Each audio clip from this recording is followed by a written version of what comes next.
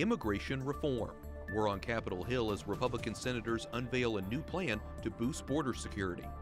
Helping veterans. This is something they were never able to do. The White House lays out a new effort to get vets treatment using new technology. World Youth Day. We're more than a year away from the 2019 event in Panama, but preparations have already begun. We'll speak to the organizer from Rome. And priests in a pub. Cheers. Cheers. We'll hear from a group of seminarians and clergymen in Wales who ran into a little trouble at a local bar. On EWTN News Nightly for Thursday, August 3rd, 2017.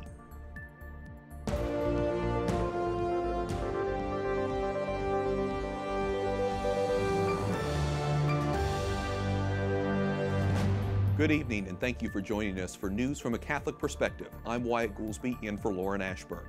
Republican senators push a new plan to boost border security. It comes just a day after President Trump backed another proposal to seriously slash the number of legal immigrants. But as Capitol Hill correspondent Jason Calvi tells us, both bills will probably die without Democratic support and compromise. Good evening, Jason. Good evening, Wyatt. The Republicans are hungry for a big legislative victory. The two get tough on immigration bills will require 60 votes, which means Democrats will need to get on board, and we're not hearing that kind of support here on Capitol Hill. Republican senators today propose $15 billion for border security. Today we're sending the message that we will defend our borders, we will enforce our immigration laws, and we will deter illegal immigration. The proposal includes money for not only a wall, but also fences, levees, and drones, whatever works best in the area. Along that Mexican border, Pope Francis celebrated Mass last year. He appeals not to build walls, but bridges. But Catholic Senator Tom Tillis says strengthening borders can actually help people. If you're in the group of people that think we need bridges, not borders, think about the humanitarian crisis that will continue. Think about the more than 10,000 people who have died crossing the border by a human smuggler who's left them for dead. But this bill needs 60 votes, so skeptical Democrats will need to be won over. Republican Senator Lindsey Graham tells me there's a deal to be made. Republicans will not get border security, E-Verify, increased legal immigration without the Democrats getting something. And Catholic Democrat Joe Manchin says that deal should look like a 2013 bill that passed the Senate with 68 votes. A bill that really secured our borders.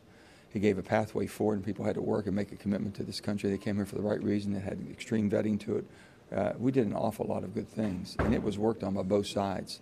One of the sponsors of the new Republican bill, Senator Tom Tillis, tells me he's ready to negotiate with Democrats as long as that border security money stays intact. The bill, as is, will punish sanctuary cities, those cities which refuse to enforce federal immigration laws. Wyatt? Jason, in terms of the schedule, what's next for Congress? Well, the senators are leaving right now, heading home for their August recess. Members of the House of Representatives left last week for this August work recess. Correspondent Jason Calvi at the Capitol. President Trump announces new efforts to use technology to improve health care for veterans. As a candidate, Trump promised better care for vets. Today, the Secretary of Veteran Affairs unveiled programs that the administration says will do just that. Correspondent Mark Irons reports from the White House. Good evening, Mark. Good evening, Wyatt. The initiatives include using video technology and diagnostic tools to carry out medical exams. It's called telehealth services. The goal is to better health care for veterans wherever they are. VA Secretary David Shulkin, who is also a medical doctor, showed the president the technology can be used to conduct medical exams remotely. Secretary Shulkin tells me his #1 priority as head of the VA is suicide prevention, and one challenge is connecting the VA with veterans who struggle with mental illness. Shulkin says these new advances will help provide health care for more veterans. We're going to be issuing a regulation that allows our VA providers to provide telehealth services from anywhere in the country to veterans anywhere in the country, whether it's in their homes or any location. Echoing Secretary Shulkin, President Trump says the programs will greatly expand access to care for vets. Especially for those who need help in the area of mental health, which is a bigger and bigger request, and also in suicide prevention. It will make a tremendous difference for the veterans, in rural locations in particular. At the conclusion of today's VA rollout, President Trump left reporters with this. He said he will make a very big announcement tonight. He gave no indication of what that might be, but says it will be very exciting for the media. The president is in West Virginia this evening for a rally. We'll find out what he has to share. Wyatt?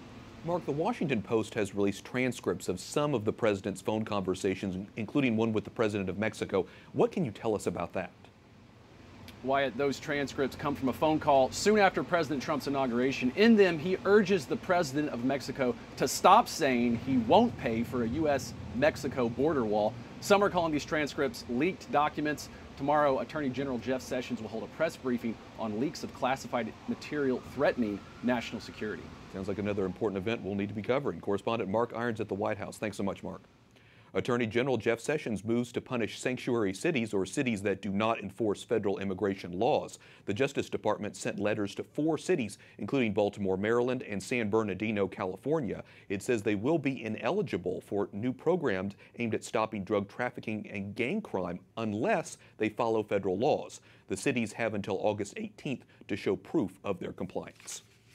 Planned Parenthood of Virginia is spending millions of dollars to support the Democratic candidate for governor of the state.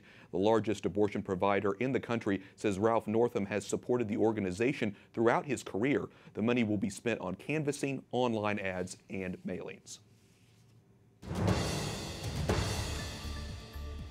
Lawmakers in Chile approve a bill legalizing abortion in some cases. The measure allows abortion when a woman's life is in danger, when a baby is not viable, and in cases of rape. A constitutional tribunal must approve the bill. Pro-life senators argue the change violates the Constitution. Chile is the last South American country to have an abortion ban. Several journalists and Syrian fighters are injured in a car bomb attack in Raqqa, Syria.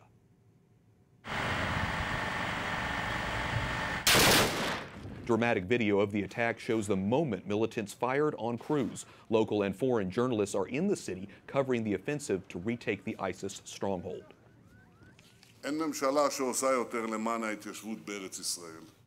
Israeli Prime Minister Benjamin Netanyahu says his government does more for settlements than any other government. He made the comments before pouring concrete at a ceremony for a new neighborhood being built for those evacuated from a West Bank outpost. Jewish settlements are a source of dispute between Israelis and Palestinians who say they are an obstacle to peace.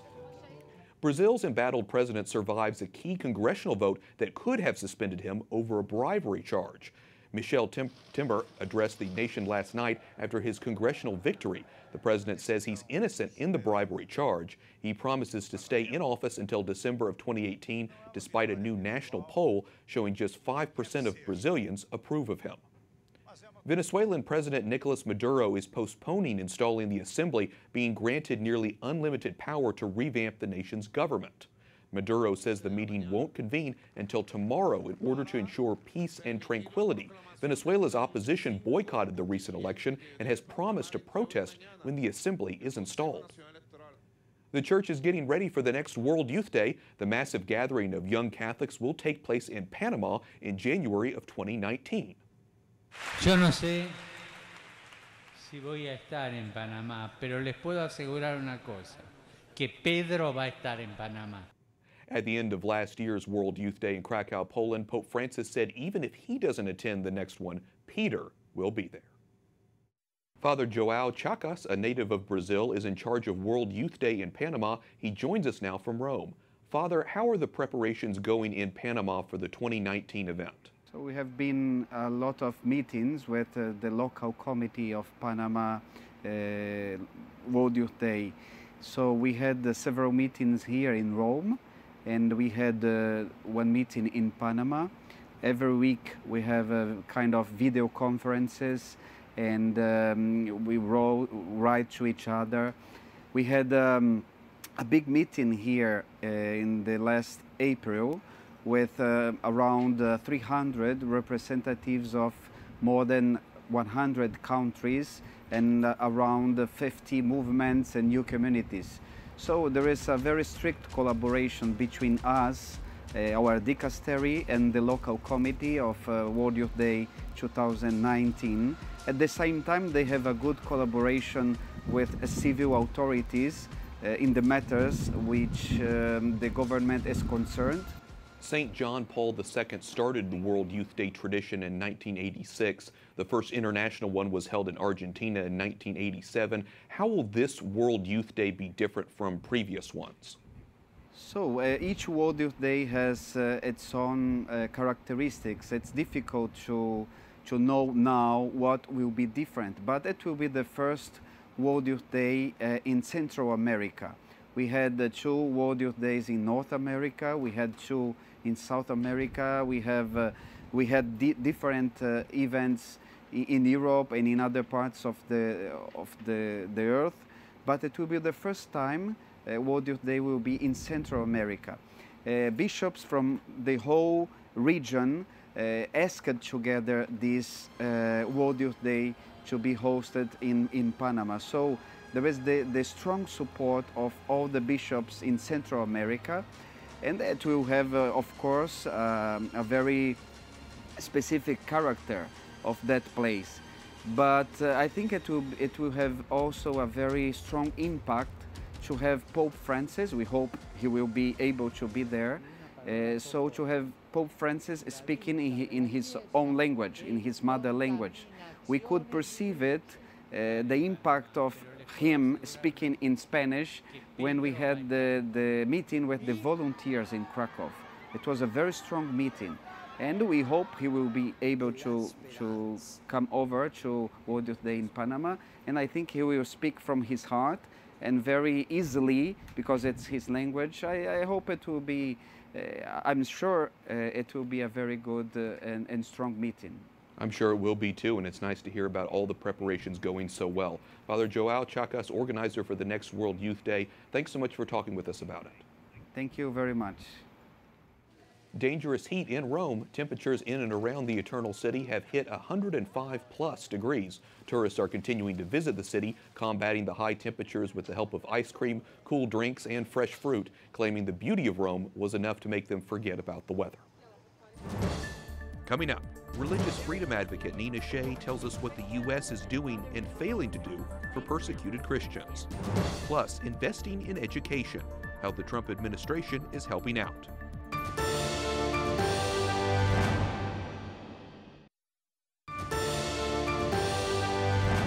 Welcome back. I'm Wyatt Goolsby in for Lauren Ashburn. Families displaced by the fighting between Iraqi troops and ISIS return home to Mosul to find their homes destroyed. One man says he paid a bulldozer to clear up his home, which was filled with rubble. At the city's General Hospital, the International Red Cross has been treating thousands of people, including children, injured by the fighting. It's been more than a year since former Secretary of State John Kerry declared ISIS is carrying out a genocide against Christians and other religious minorities in Iraq and Syria. But now the Washington Free Beacon reports the State Department is dialing that back and removing the word genocide from official documents. The State Department denies that. I can tell you I have seen an article that indicates that the United States has allegedly taken that word, the State Department, in fact, an article said has taken that word genocide out of some documents. And I can tell you that that is categorically false. But our next guest says she has evidence and seen evidence that there's more to this story. Nina Shea, director for the Center for Religious Freedom at the Hudson Institute, joins us now. Nina, what kind of evidence you have that shows the State Department may not be telling us the whole truth?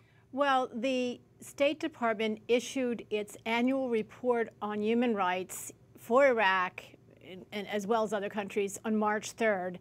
And the genocide designation by Secretary Kerry was omitted from it. This is the most egregious human rights violation known to humankind, and they forgot it. They had to issue an errata sheet several weeks later saying, oops, we meant to say that there was also a genocide going on in Iraq that was designated this past year. Yeah, I saw they put out this appendix later on Yes. that said, oh, by the way, it's a yes, genocide. after pressure, yeah. Interesting. Why is the word genocide so important, Nina? Why is that designation so key? It's very key to get justice, but it's also key to elevate the plight of these minorities who are on the verge of extinction. Christians have been crucified, beheaded in Nineveh, Iraq. Hundreds of thousands of them were pushed out of Iraq. 1 million were pushed out over the last 10 years of Iraq by targeted attacks against them. So we need to really focus on this in the consideration of our aid. That's what I was going to ask, is because there's so much that the U.S. can do. What else do you think the U.S. should be doing? Is there more? Well, right now, after the liberation of most of Nineveh now and Mosul, it's important to reconstruct the Christian villages and towns. They're going to need assistance for that. And they're also going to need defense, because they know now that their own government won't defend them and they don't have militias of their own. Fortunately, the Secretary of State last week did affirm that he firmly believes that there is genocide committed against the Christians in Yazidis. We had our team with EWTN News Nightly go to Iraq in April, and we'd asked President Trump if his administration will protect Christians there who are on the brink of extinction. He said he would. What else do you think realistically the president and the executive branch of government can do? Well, the president needs to give instructions to Secretary Tillerson, to the head of AID when he's finally confirmed, Mark Green, and all the agencies to make sure these Christians, these Yazidis, minorities that have been targeted for genocide don't fall through the cracks, because they are outside the UN system, because it's too dangerous for them inside. The persecution follows them inside the UN camps. And they have fallen through the humanitarian aid crack. They have not gotten humanitarian aid in a consistent way by the U.S. government or the UN in 3 years. Nina Shea, Director of the Center for Religious Freedom at the Hudson Institute, thanks so much for talking with us. Thank you. President Trump is donating his second quarter salary, $100,000, to the Department of Education. Earlier this month, Lauren Ashburn sat down with an education expert to learn more about the president's agenda in that field. Joining us now is Gerard Robinson, a fellow at the American Enterprise Institute, where he studies education policy. Welcome back to the program, sir. Glad to be here. President Trump released his 2018 fiscal budget, which includes investing $20 billion a year into public and private school choice. Why is this a top priority for the president, and should it be? Well, education is a top priority for the nation because it's about jobs, it's about safety, it's about families and security. So that's important. When he ran for office, he said, listen, if we want to have a strong nation, you have to have a strong system of education, and private school choice and public school choice, they make a difference. And the amount of money, is that enough? Let's just take a closer look at the budget. 2018 request is going to expand choice through a $1 billion increase in Title I grants, and that's to local education agencies, $250 million increase in education and innovation research, which is basically scholarships, and $167 million increase for charter schools. Enough? Not enough? A good start. For charter schools, it's a nice increase, and we know that the 3 million students in charter schools are doing pretty well. For Title I, that's important because so many of our students need that additional support. And on the private school side, at some point, I'd like to see more go along the way because, you know, they play a role in what we do as well. The president of the American Federation of Teachers spoke about school vouchers and described it as, quote, that they are only slightly more polite cousins of segregation. Why are many teachers against school vouchers? Was that a comment from 2017 or 1967? I can't tell. And the reason I say that is the AFT has been not a friend of vouchers for a very long time. And I've actually written about the fact that there was a racist history to some of the voucher, or what I call tuition tax credit programs in the 60s. But to assume that from the 1960s to 2017 we've made no progress on civil rights is simply just untrue. Scare tactic, but it's not working for the families. Isn't this about their jobs and protecting their jobs in public school?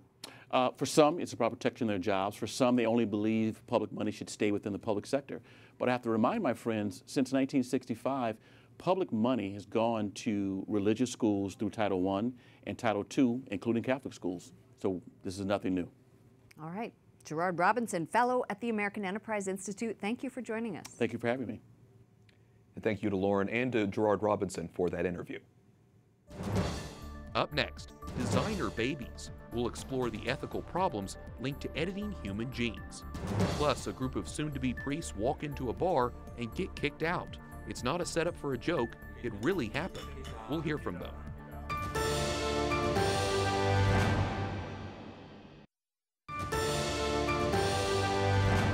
Welcome back. I'm Wyatt Goolsby in for Lauren Ashburn. The newly confirmed Surgeon General of the United States says faith-based groups are key to ensuring every patient's dignity is upheld at the end of life.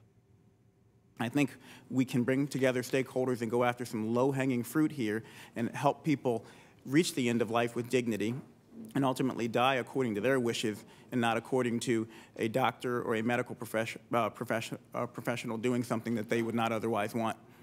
Dr. Jerome Adams answered questions during his confirmation hearing this week. Adams served as Indiana State Health Commissioner. The Senate approved Adams this afternoon. For the first time in the United States, scientists have edited the genes of human embryos. Officials at Oregon Health and Science University confirmed the experiment took place and said results would soon be published. The controversial step is raising major ethical concerns. To help us better understand this, we're joined by Dr. David Prentice, Adjunct Professor of Molecular Genetics at the John Paul II Institute and Vice President and Research Director of the Charlotte Lozier Institute. That's a pro-life research center, by the way. David, first off, can you explain exactly what these scientists are doing?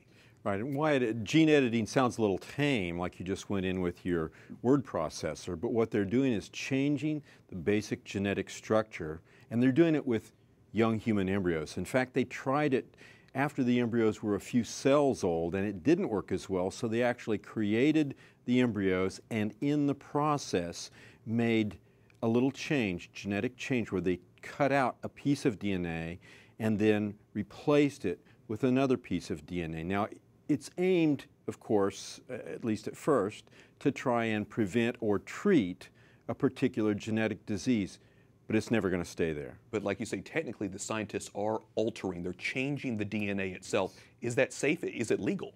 Well, it's not safe, and sure it wasn't safe for the embryos in the experiment. 142 embryos died in this experiment. They weren't allowed to live after they were done. Is it legal?